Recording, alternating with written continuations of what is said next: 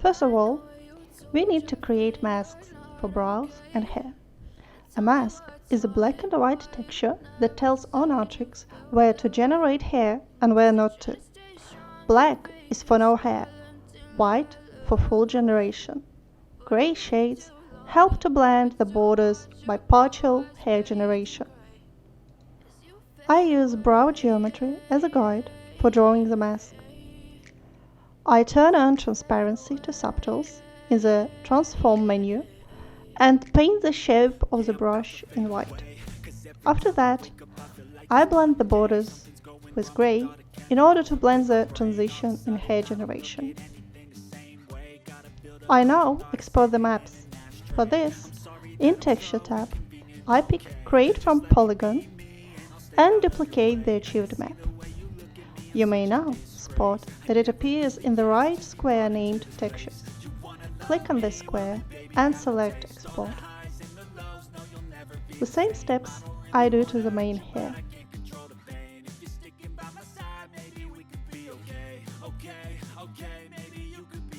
First steps before creating hair, I import OBJ head model and duplicate it. A duplicated copy will be used as geometry to generate hair from. I prefer to generate hair on duplicates to keep the original model safe. While experimenting with hair, things may go wrong, so to keep the scene and model safe, I recommend working on clones.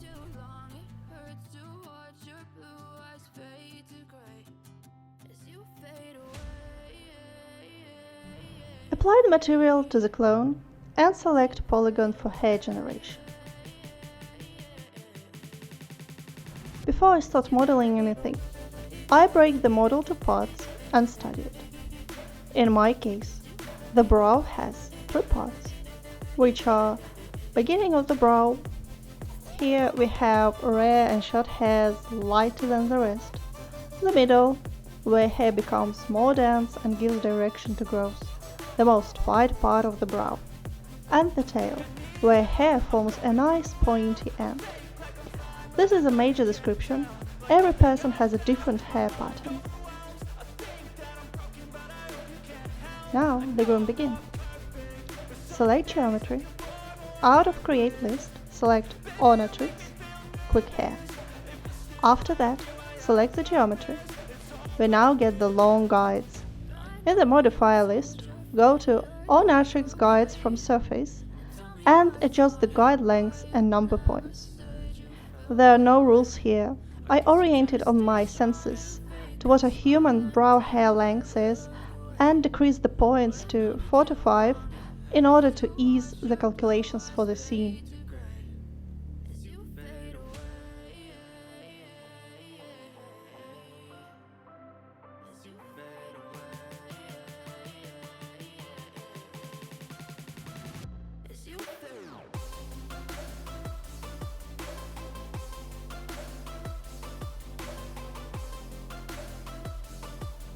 Right now, hair is scattered all over the surface.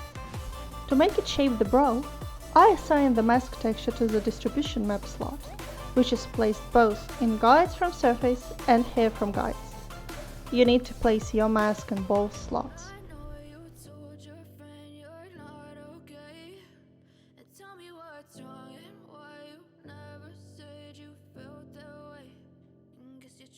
Now, need to apply Onatrix render in order to get a more believable look. Adjust the hair profile radius to a thinner look.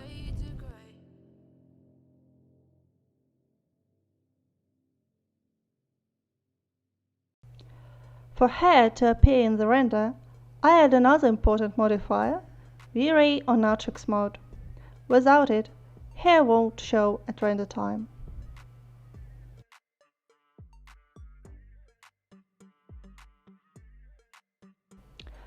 To shape the hair, go to Edit Guides mode, select Selection tool, and draw on a region you want to work on. I start from middle part. With Brush tool, I shape the hairs to match the reference.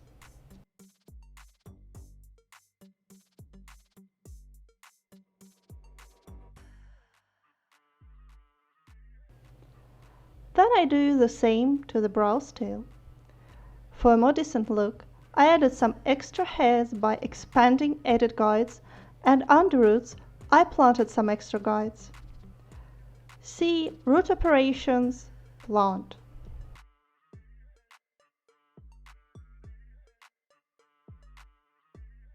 Now we'll work on the head of the brow.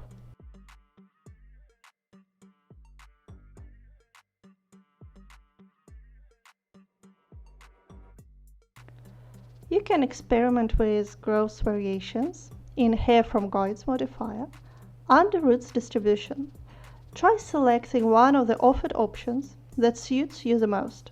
In my case, I use random distribution. You also may check out interpolation methods. I searched for something that matches my scenario. In order to judge what's happening, I launched test render in real time and tweaked the hair, mostly finding the balance between the thickness and the density. Use strand length for hair length variation. It gives that realistic impression. Also add variations by applying hair clustering mode with a value of 100. The value shouldn't exceed the hair quantity, otherwise it won't work. Try adding such modifiers as freeze, strand clustering, and curling for a more artistic effect. There are no right solutions here. It all depends on the look you need to achieve.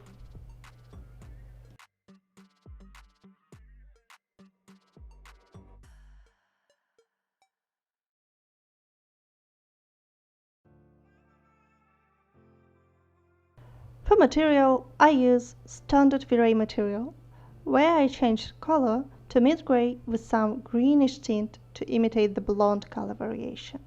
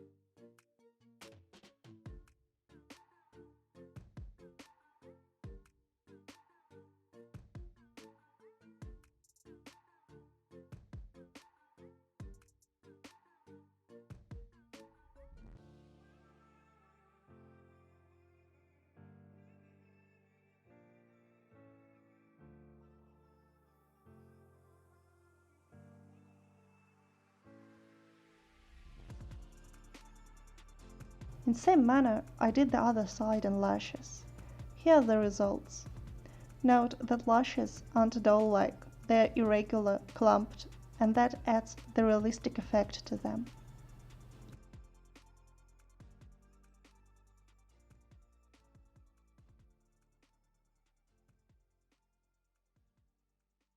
Next, I will do her main hair with same first steps I did before, which are clone the head, assign the mask map, generate and style the hair. The only difference there is that I first brushed a slight wave to her hair and then applied freeze modifier to achieve a nice curly, chaotic look.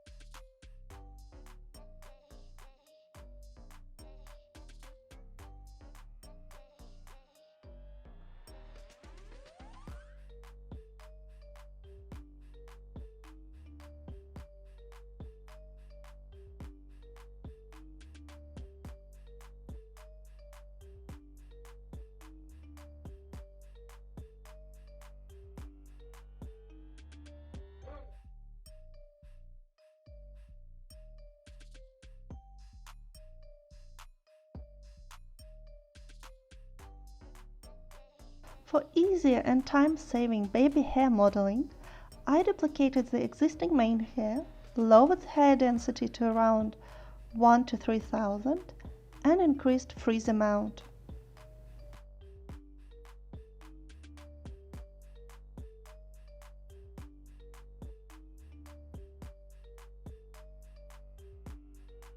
After all manipulations, I do a test render under different lighting schemes to check how my hairstyle is doing. Now, let's quickly create a sweater in Marvelous Designer. Here, our Alembic animated file will become handy. Remember we exported such in the beginning of the previous series? Now comes their time. Here, I use Alembic for posing and not morph feature, because her arms are being raised and bended at extreme angles. If I would have used morph, her arms would have shrinked first to a point and grown out again to the position which would have ruined my sleeves. Alembic, however, allows me to record and apply the correct arm movement that would simulate proper folds on fabric. In Substance Painter, I set up a combination of different knit patterns in black and white to create the displacement maps.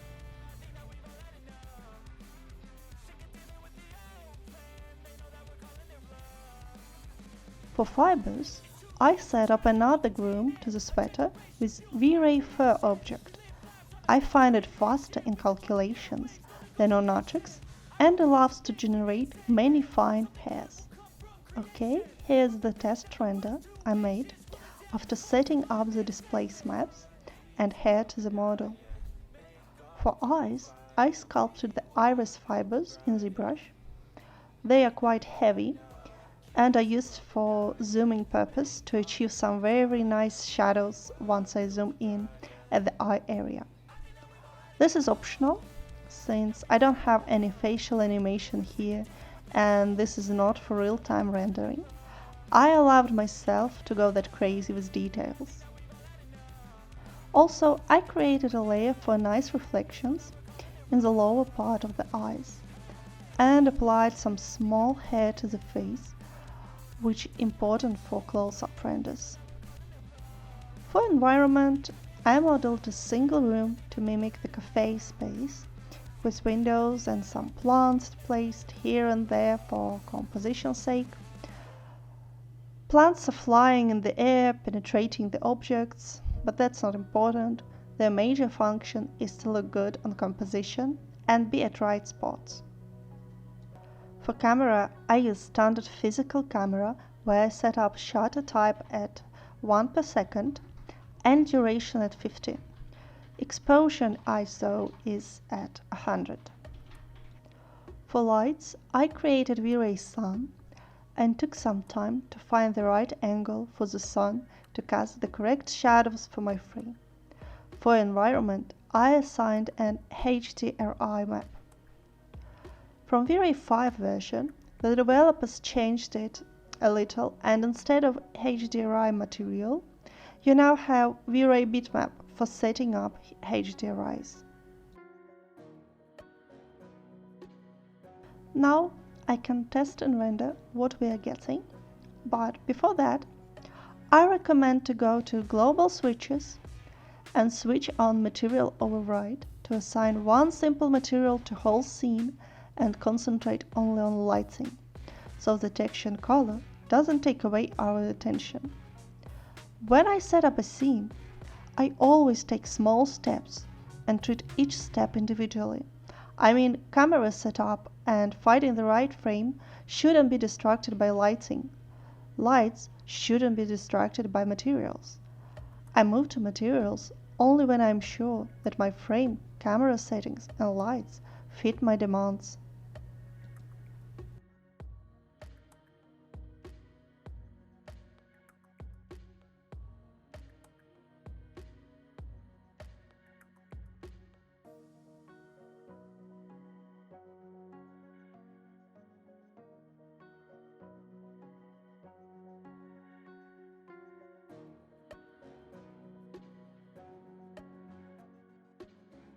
I also craft carefully the reflections with additional small light with low intensity to highlight the forms.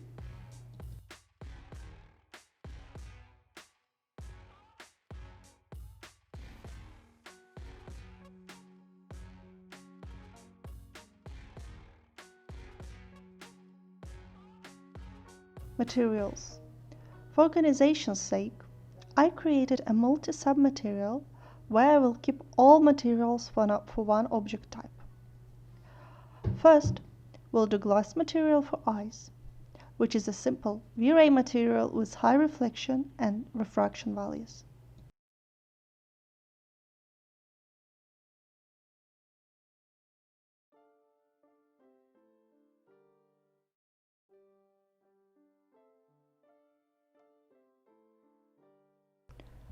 For eyes, I have a simple V-ray material with a diffuse map assigned.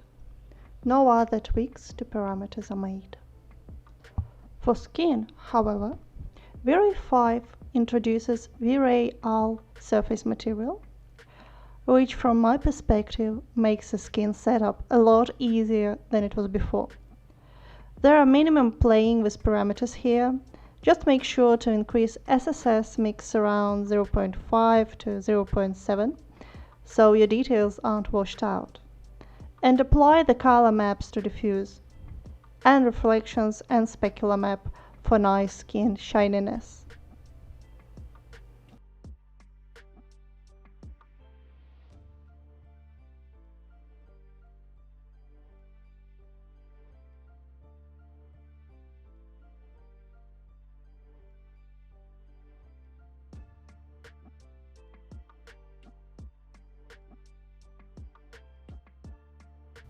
For hair, V-ray now has a new updated V-ray hair material. It offers more randomization parameters, and color is done through melanin and pheomelanin parameters. I'm not sure if it's easier than before, but developers say that this is a more physically correct. In any case, I set melanin to 0.7 and pheomelanin to 0.4. Melanin determines how dark is hair. 1 is for black hair. Pheomelanin determines how much red color is in the hair. Here again, just eyeballing for matching color. Glossiness, I keep at 0.5. Basically, that's it. So I hit render and move to retouching stage in Photoshop.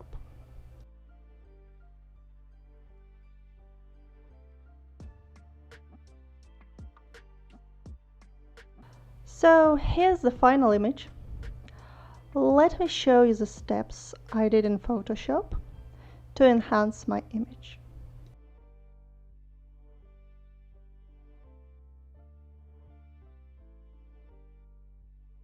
First, I added some custom glossiness to the skin.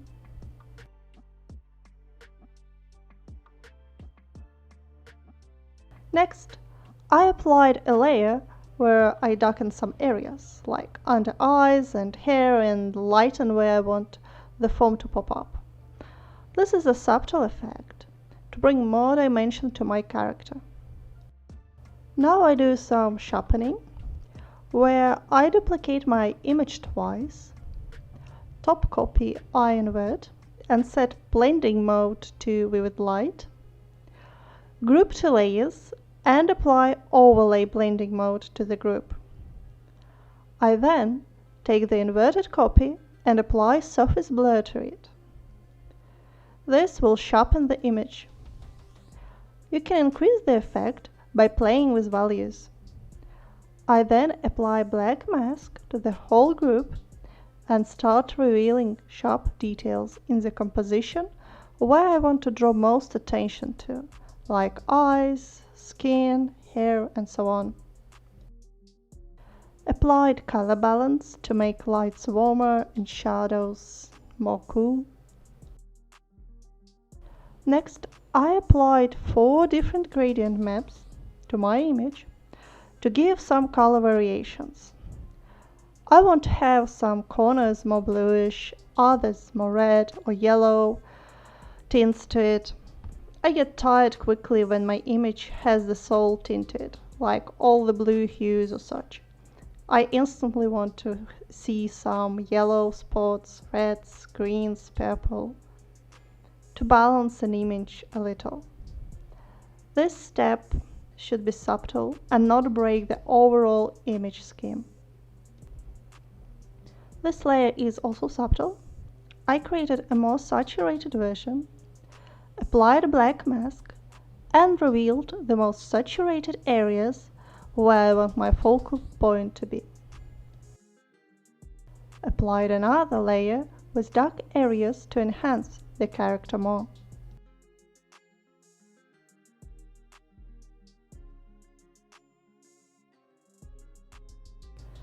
Another color balance layer for the mood build-up.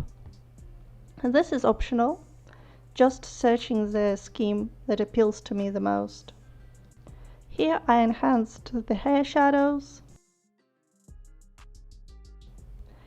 an ambient occlusion layer with a blending mode of between 20 to 25%, and revealing only the areas where the focal point is. To bring back the background a little, I fill the layer with solid color and lowered the opacity.